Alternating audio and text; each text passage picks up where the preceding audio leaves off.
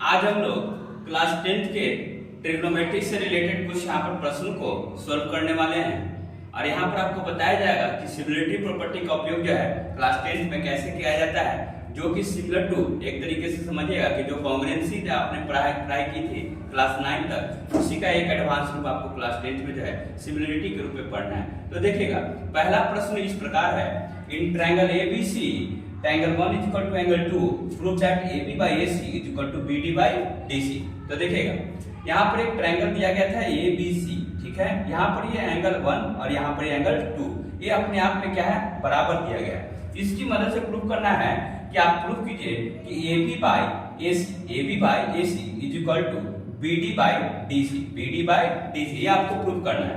आपको फिगर जो है इतना दिया गया था। अब इसमें हम क्या करेंगे कि कंस्ट्रक्शन करेंगे कि कंस्ट्रक्शन क्या करना है, आपको एक सी लाइन ड्रॉ करना है जो कि क्या हो, एडी के पैरेलल, और साथ में ये पॉइंट ई जो है वो कहां मीट कर रहा है, बीए के प्रोड्यूस पर। इस कहने का मतलब बीए को अगर आगे प्रोड्यूस किया जाता है कहीं पर पॉइंट ई है और उसी से मिलता जुलता क्या है, सी। तो देखिएगा, तो given a triangle ABC in which angle 1 is equal to angle 2, angle 1 is equal to angle 2 दिया गया है और प्रूफ करना है AB by AC is equal to BD by DC, ये आपको प्रूफ करना है। तो कंस्ट्रक्शन में क्या है कि draw C parallel to DA to meet BA at E, जो कि BA को क्या E का बढ़ाया जाता है तो वहां पर ये मीट कर रहा है। तो प्रूफ देखिएगा, जब C पैरेलल टू DA है और मान लेते हैं AC एक क्या है, इंटरसेक्शन लाइन है, तो उस दौरान आप लोगों ने बहुत सारे प्रॉपर्टी को पढ़ा है ना, कॉरस्पॉन्डिंग एंगल होता है, अल्टरनेट इंटीरियर, अल्टरनेट एक्सटीरियर वगैरह, ठीक है, उसी चीज का उपयोग कर रहे हैं। तो जब C पैरेलल टू DA है और साथ में AC क्या है, इंटरसेक्शन लाइन है,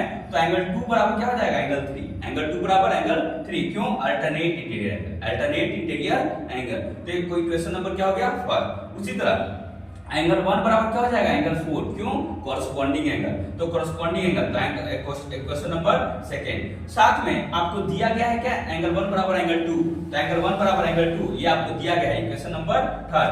अगर आप तीनों को अगर उपयोग करते हैं तो एंगल 1 बराबर एंगल 2, इसका मतलब LHS पार्ट इसका बराबर है तो RHS पार्ट में क्या हो जाएगा, इसका बराबर। तो एंगल 3 बराबर एंगल 4 और एंगल 3 बराबर एंगल 4, अगर आप इस स्थिति में देखिएगा तो एंगल 3 ये है और एंगल 4 ये है। ट्रायंगल कौन सा बन रहा है, AEC। और आप जानते हैं कि जब जो एंगल्स बराबर होते हैं इसका मतलब जो है किस ट्रायंगल में वो आइसोसेलेस ट्रायंगल होता है। क्या होता है, आइसोसेलेस ट्रायंगल। तो जब उसके अपोजिट साइड से क्या हो जाएंगे, बराबर। तो एंगल 3 का अपोजिट साइड क्या है, AE, और एंगल 4 का अपोजिट साइड AC, तो AE बराबर क्या हो जाएगा, AC। आप देखिए, अब इन ट्रायंगल BCE में चलते हैं, बड़े वाले ट्रायंगल में BCE में जाइएगा जहां पर आपको दिया गया है DA पैरेलल टू C।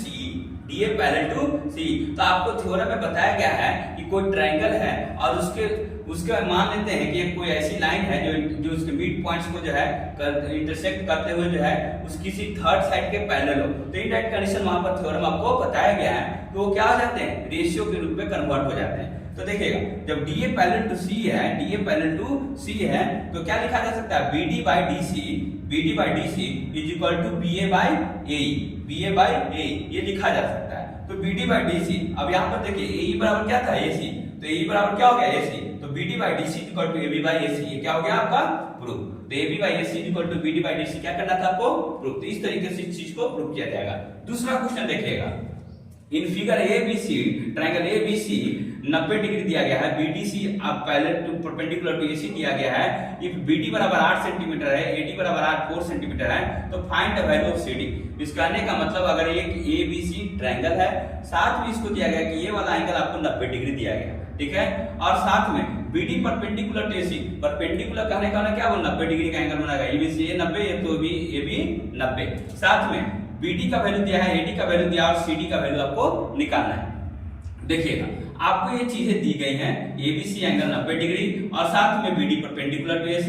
आप देखिएगा कि जो यहाँ पर एक प्रॉपर्टी लगेगा ABD और ADBC, ये मिलके क्या बनेगा, 90 डिग्री। क्यों, क्योंकि टोटल ये एंगल दिया हुआ है 90, तो ये प्लस ये क्या हो जाएगा, 90, ठीक है। तो पहला ये इक्वेशन हो गया।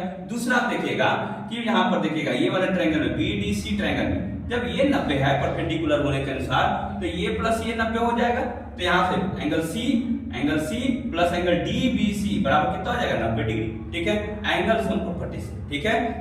जब दोनों स्थिति को देखते हैं, यहाँ भी डीबीसी है, यहाँ भी डीबीसी है, यहाँ भी 90, यहाँ भी 90, इसका मतलब सी बराबर क्या हो जाएगा, एंगल एबीडी। तो सी बराबर क्या हो गया, एंगल सी बराबर एंगल एबीडी। तो इक्वेशन नंबर क्या हो गया, थर्ड। अब देखिएगा ट्रायंगल एबीडी में जाते हैं, एबीडी में, और साथ में ट्रायंगल बीसीडी में अगर जाते हैं आप, तो एंगल एबीडी ये तो आपका ऑलरेडी क्या था, बराबर हो चुका है, एंगल एबीडी बराबर एंगल सी। साथ में एंगल एडीबी बराबर क्या हो जाएगा, एंगल एडीबी बराबर एंगल बीडीसी, क्योंकि ये भी 90 और ये भी 90। तो जब 90-90 स्थिति है, इसका मतलब क्या हो गया, ईच 90 डिग्री, इसका मतलब दोनों एंगल क्या हो गया, अपने आप में बराबर। और जब दो एंगल्स आपके बराबर हो गए, तो एक प्रॉपर्टी पढ़ना क्या, ए प्रॉपर्टी। क्या हो गया, ए। तो आप लिख सकते हैं bye a property, bye a property. ये क्या हो गया, ट्रायंगल एबीसी जो कि बीसीडी के क्या हो गया, सिमिलर। क्या हो गया, सिमिलर। एकमात्र यही भी ए प्रॉपर्टी है जो आप जो है कॉन्ग्रुएंसी में उपयोग नहीं करते थे, मगर अब जैसे ही जो है सिमिलरिटी के केस में आ रहे हैं, क्लास 10th में आ रहे हैं, तो वहां इस प्रॉपर्टी का उपयोग है क्या हो गया, शुरू हो गया। तो बाय ए क्या हो गया, triangle ABC is similar to BCD triangle. तो जैसे ही सिमिलर हो जाएगा, तो इसके जो है साइड्स क्या हो जाएंगे, रेशियो के रूप में कन्वर्ट हो जाएंगे। तो ये बीडी बराबर क्या, BD by CD is equal to AD by BD, ये लिखा जा सकता है। इसका मतलब बीडी का दिया हुआ था वैल्यू, एडी का वैल्यू दिया गया, तो सीडी का वैल्यू क्या हो जाएगा, 16 सेंटीमीटर। ठीक है। अब देखिएगा नेक्स्ट पैटर्न, एक और पैटर्न है।